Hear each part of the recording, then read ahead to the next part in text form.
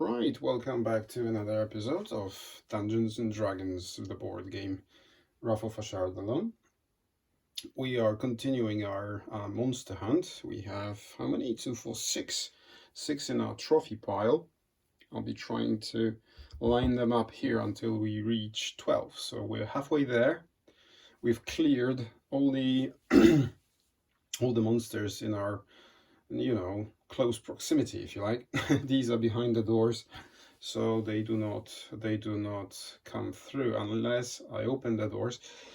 Well, that's actually quite an interesting tile for us because we have a potential to explore in this direction. In that one, we have 3 loot cards waiting for us, 1 per monster, and of course we have this treasure chest that was spawned by one of the encounter cards. So I might actually do it. I might actually do that. The gibbering mouther will be a nuisance though. Yeah, so that's one thing. The other thing I need to start doing is I need to start healing our characters. Every hero apart from Heskin has 2 wounds on them. Heskin has 1 wound as a result of being poisoned, and he will get 1 extra very soon, as soon as we activate him. So maybe we can open any doors on your hero style, not just adjacent doors. Heskin here can open doors without being adjacent. So if we activate Heskin, open the doors, and then use his I could have used the hypnotism on one of the monsters on the gibbering mouther and kill it and kill the cultist with it. That would be a good move, but I have to move the hypnotized monster 1 tile, so technically I wouldn't be moving anyone. So maybe not just yet. Maybe we will or we could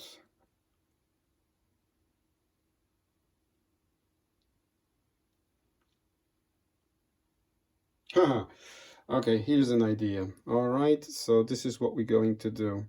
We're going to open the doors, spawn flaming sphere,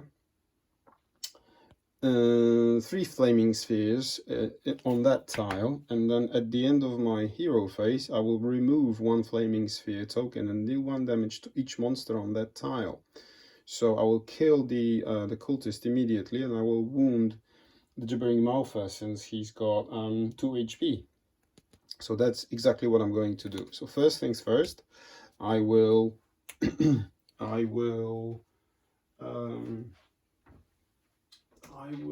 take 1 damage for being poisoned. Sorry for that, I was reaching for something. So I have 2 damage now, 2 wounds on me now. I'll open the doors. Let's have a look what they... Well, technically what happens here is that let's see what it is. It is locked. Disable. Oh, so I can't open it. So there you go. Disable roll of 10, and I'm using Heskin's ability that he can open any doors on his tile, not just adjacent doors. So let's have a look. 15, yeah. So he unlocked it. Disable roll 10 plus. So he managed to unlock that door, which is good, fantastic. So I'll remove the doors, or maybe no. I will do it like this. Okay, open. There you go. Fantastic. Then, for my second action, I will place.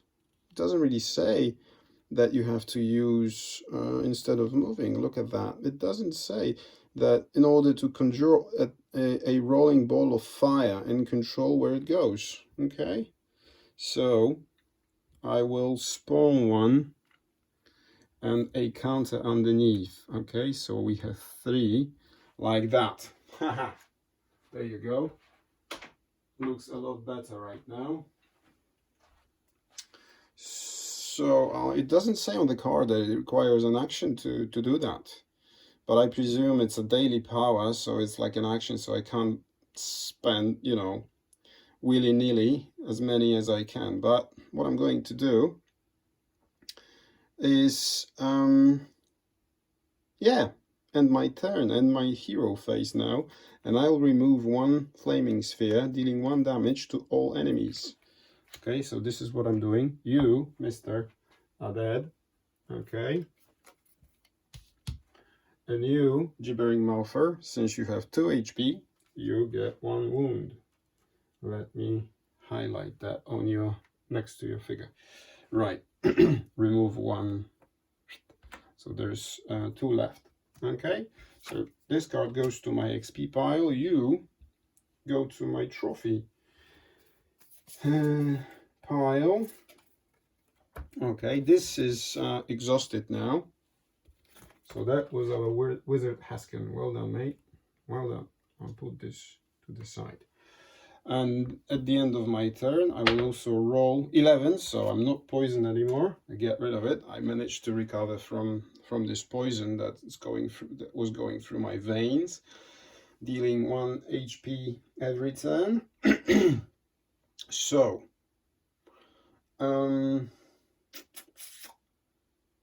instead of moving, okay, I did not move, but I can move my wizard eye now through the open door.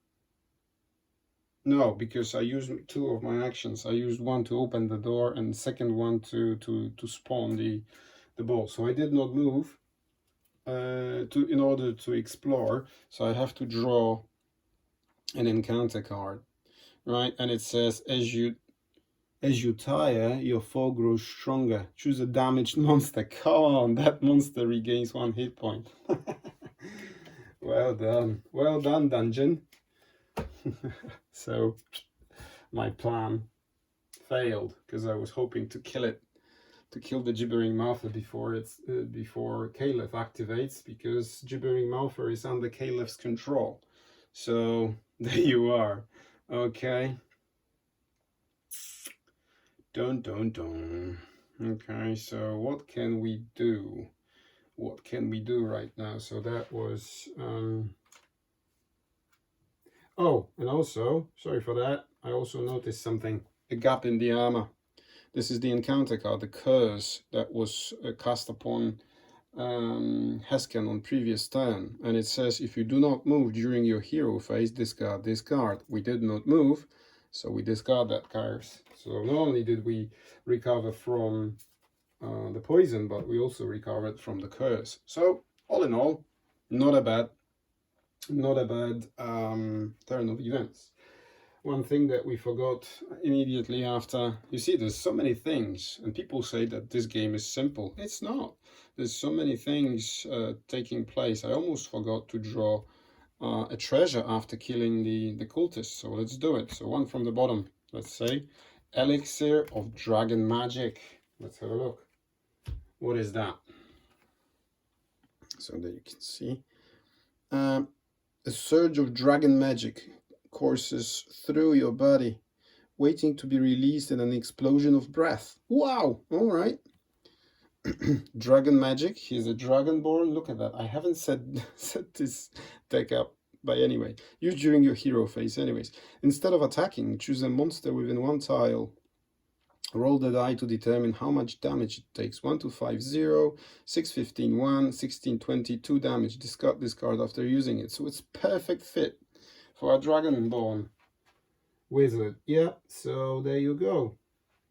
Look at that. Now his activation and monster activations are finished, are done. He's done now. So there you go. So who's going now? Who's going to activate now? Maybe we should activate our cleric, because we need to start healing just a little bit. We don't know what's coming. He cannot move. So before Caliph disappears, no, I don't want Caliph to activate, because the gibbering mouther will activate and he will attack. Although although it's Gibbering Malphur's card says that if he's within one tile of a hero, it attacks all heroes within one tile. So he is within one tile, and he would attack our wizard here, which we don't really want to happen. So maybe we can run in with our rogue. Okay.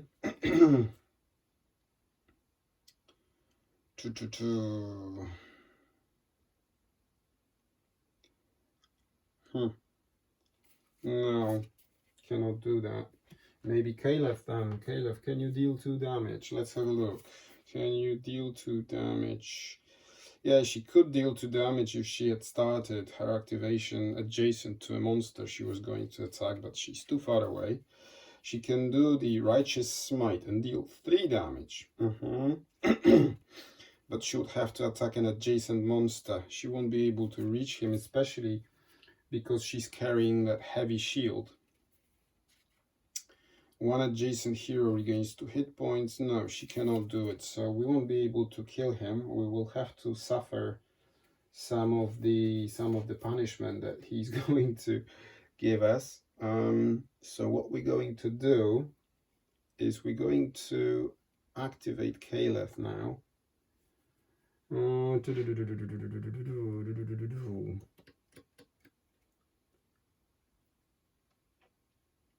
No. What I'm going to do, I'm going to activate Caleb, but I will also activate Eye of the Enthrallment. And what that allows me to do is to discard this item at the end of your hero phase to move the control of one of your controlled monsters to the player on your right. And I'm going to do exactly that. Before I activate Gibbering Malphur, I will pass the AI card to our either cleric or rogue, of course, so that I don't have to activate Gibbering Malphur. Yeah, that's what I'm going to do. So Caleb here, she can only move 2 as a result of her carrying the shield, right, which slows her down. And she can go 1, 2, not enough to reach any of the unexplored edges. So that's not ideal. You may discard this card and the token at the start of your hero phase. You know what? I'm going to do that. I will discard this card. Yeah, I discard it so that I can move. Then at the end, so it's not just yet. So I will go 1, 2, 3, 4. Her movement is 5 or 6. It's 6 even, right? I'll put it here for just a moment so that I don't forget. And I will explore. Let's have a look. Oh, a named tile at last, right? A long hallway. If possible, place the top tile from the stack. Sorry for that. Next to this tile's unexplored edge. And it's got a black triangle and also a spawning location. So, but before we go any further, this is a named tile. So when the long hallway is pulled, do not draw a card when revealing these tiles. When a hero enters one of these tiles for the first time, pause the hero's movement and draw a respective card from this deck. After resolving the card, continue your hero phase from where you left off. Okay, so here's what's going to happen, right? These are the rules. You can pause it to read it if you like. This is what I've just read out loud. So what happens is, she pulls the monster as normal. She pulls the encounter card as normal, right? Because of the black triangle. But as soon as she or any other hero steps on this, on this square, we will have to pull another card from the long tunnel deck. Where is it? Long hallway.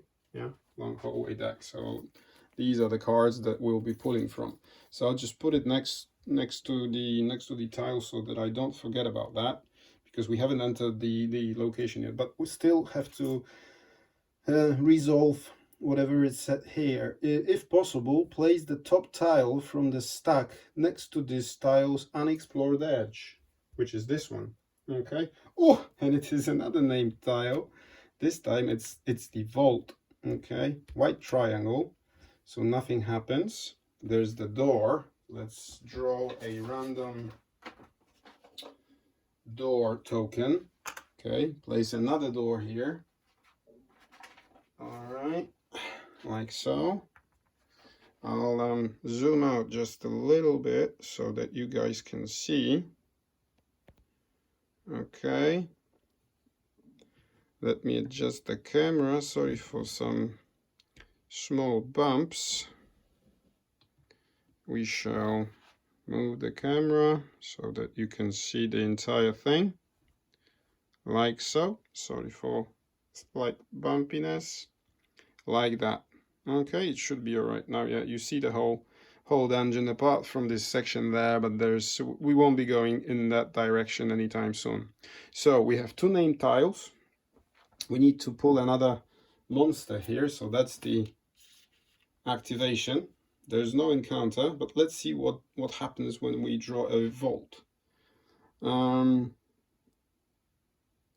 vault or secure exit. Place a door token as shown on the tile. Only draw the respective card from this deck once the door has been opened. Ah, okay. So something will happen. So let me find the vault deck, which I will put next to the vault tile so that I don't forget to draw from it when we open the doors. Okay, so first things first, at the end of the turn, hero phase, discard this to move the monster card to the player to the right. So we will give it to our friend Rogue here, and we're discarding the Eye of Enthrallment. Right, so that's discarded. So the only item that she has left in her possession is the Talisman of Repulsion. Right, there you go. So that was Caleb's activation. Now in order. Okay, Snake. So Snake comes in. Our Snake spawns here. We don't activate it yet. We will activate it after we resolve the encounter. Oh, and Growl. These guys are tough. Okay, so let's put them in the order of activation. But now we have to see what the... Oh, come on. Rolling Boulder. Right? You know what? I think I'm going to... Yeah, it's a trap. Basically what happens is a giant boulder rolls down the corridor, crushing everything in its way. So it's like Indiana Jones thing. But what we're going to do, you know, it's kind of punishing 2 damage each hero. Move the rolling border marker 1 tile toward the closest hero every time it's sprung the trap. No. So what we can do, we can cancel that with our 5 of our XP. We shall do that. So 5 XP. Yeah, we discard that, and we also cancel the encounter card. Okay. Oops. Yeah. There you go. So these cards are discarded. We're ready to proceed with the monster activation. Okay, so Snake goes first. Okay, if he's within 1 tile of a hero, moves adjacent and bites. And if he manages to bite me, I become poisoned. Okay, so he will go like that, and he bites on 7. Oh, it's a critical fail. Snake, sorry for that. No chance. So now it's Grell's activation. Again, Grells, we don't like these guys. They're as bad as the Gibbering Mouthers. But if he's within 1 tile from a hero, then he will he will attack with bite. If he's adjacent, if he's within 1 tile, then he will move in and attack with tentacles. But he's not. Look, he's on the separate tile, so he moves one closest. So that's all he does. Otherwise, the Gruul moves one tile towards the closest hero. He has two types of activations. He poisons, he dazes. Nasty bugger. Okay. Whoa, so that was Caliph, right? That was Caliph. We did not heal, we did not do much. So who goes next? Who goes next? It's either the rogue or the cleric. The cleric is dazed, so he will not go anywhere. But we might start healing. We might move towards Caliph, who will need some healing soon. We also need to get rid of these guys over there because they're too strong. And the gibbering mouther will close in from there. I think I'll activate with my cleric. Okay. And since, yeah, Heskin is in trouble because gibbering mouther will attack him, potentially dealing 1 damage and dazing him. So maybe we could heal. Yeah. That's what we're going to do. Within 2 tiles of you. Cleric's shield. Attack one adjacent monster. No, there's no attack one monster within 1 tile of you. That's what we're going to do. Okay. So we activate with a cleric. He gets 1 damage as a result of being poisoned. Okay, he uses healing him. Yeah, you sing a soothing song that seals the wounds of you and your allies. Use this power during your hero phase. You and one other hero on your tile regains 2 hit points. On my tile. But anyways, Tarak needs healing as well. So I heal 2 from Tarak, and I heal 2 from Quinn, our cleric. And this is exhausted right now. Okay. So can we do anything else? We can use Sacred Flame.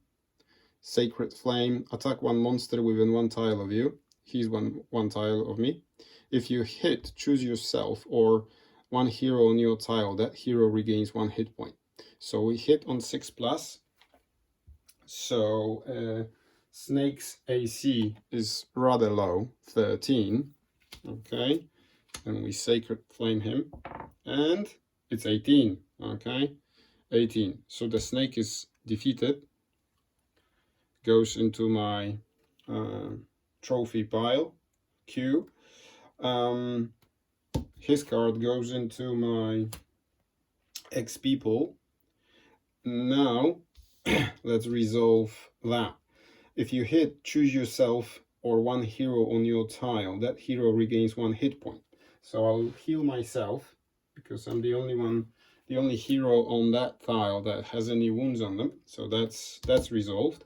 But now I'm going to resolve Quinn's special ability, which is Saving Grace. When you or any other hero on your tile regains 1 hit point or more, that hero can also end 1 condition currently in effect. So, which is better? I attacked, then potentially I could move. And what's his speed? 5. So 1, 2, 3, 4, 5. Not enough to get in range here, but I could start exploring there or get into position of being adjacent to being adjacent to or we can get rid of poison because dazed will move away anyway. Okay, and then we could potentially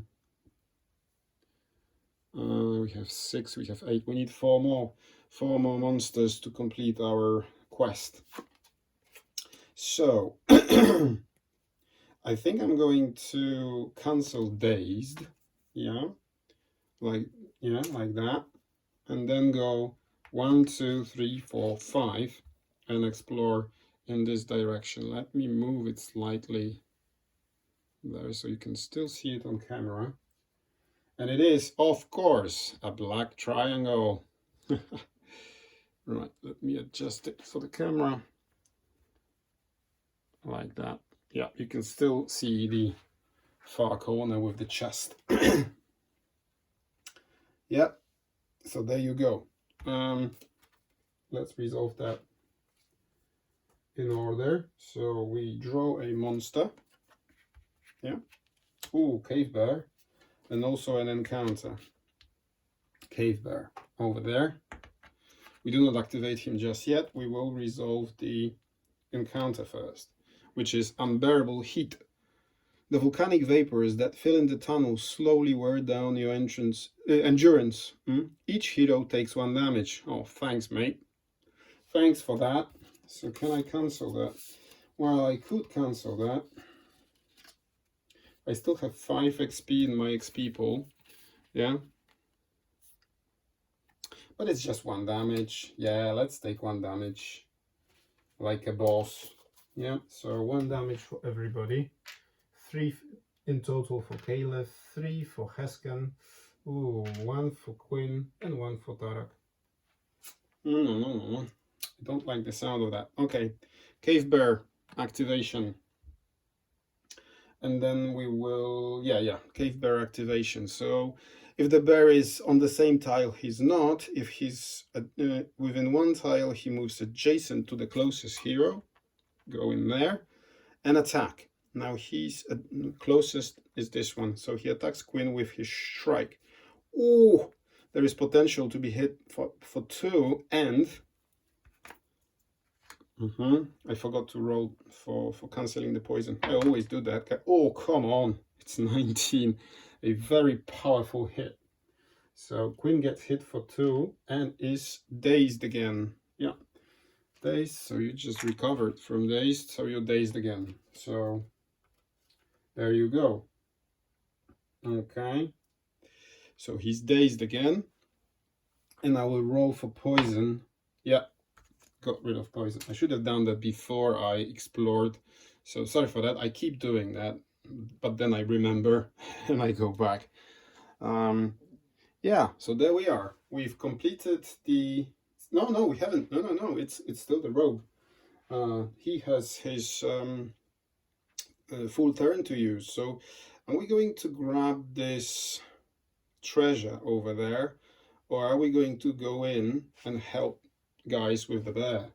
The bear is he's a tough opponent, this guy. Yeah, and we could also try and explore and see what the cards do. Yeah, I think I'll go in and attack 1 monster within 2 tiles of you. Or in the 1, 2. Well, he could shoot him across from here using positioning shot. And then I will choose in which direction I'm going to move. Hit or miss. Place that monster or on any square on your tile or an adjacent tile. So I could move it here or there. Not sure if I really want to do that.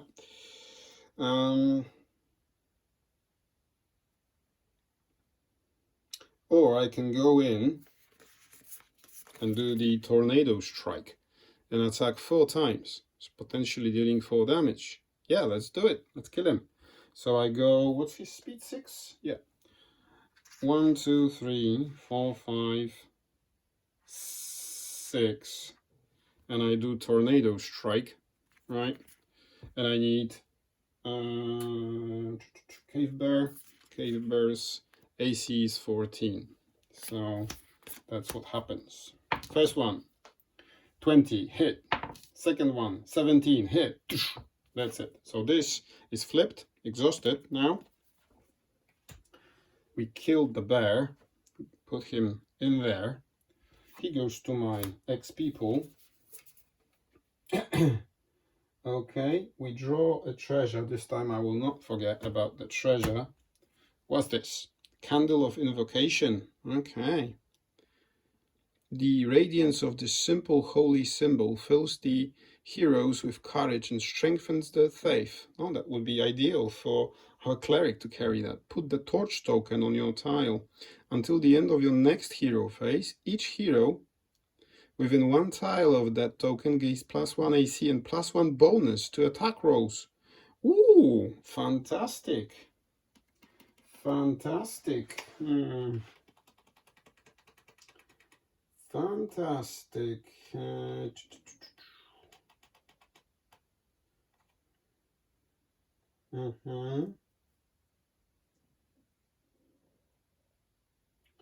Fantastic. I'm not adjacent. I'm only adjacent to Caliph. I will give this to Caliph. Okay. She can potentially use it. Something that I missed. I could have used the Ring of Dwarven Determination, but I forgot to do that. I could have moved next to the bear and just risk attacking for 16 plus and dealing extra damage. But yeah, I did not do it, so it's gone now. Maybe we'll use it the next turn. But anyways, this Candle of Invocation is a fantastic item that we might use later. But let's not forget that we did not explore with Tarak, so he needs to draw an encounter card, which we potentially, do we have 5? Yeah, we have 5 XP in our XP pool, which we can potentially cancel that. Let's have a look. Oh, Falagar's Lair. Oh my god, I'm cancelling that. I looked at this, although it's just 4. You wander into a lair of an underdark horror that strikes with a mass of tentacles. Attack each hero on the active hero style. So all 3 of these guys potentially can get hit for 3 and get dazed. He's already dazed, so no worries about that. But regardless of that, they will all take 1 damage. No, I'm cancelling that because I'm still wounded. So I will cancel that with 5. Yeah, experience. So there you go. I only have 2 experience left, which is the bear card that I just obtained. So this completes. No, Gibbering Mouther. Still, Gibbering Mouther needs to be activated. Yeah. So that's what we do. And then we will roll for our cards. But Gibbering Mouther goes first. Okay. Gibbering Mouther. Now Gibbering Mouther, if he's within 1 tile of a hero, it attacks all heroes within that tile. There's only our poor wizard stuck there, so he will get attacked for 8 plus. Okay, let's have a look. Get rid of these. 4. Oh, can you see that, guys? 4. Yeah. 4 plus 8 is 12, and Heskin's AC is 14. So, buddy, you missed.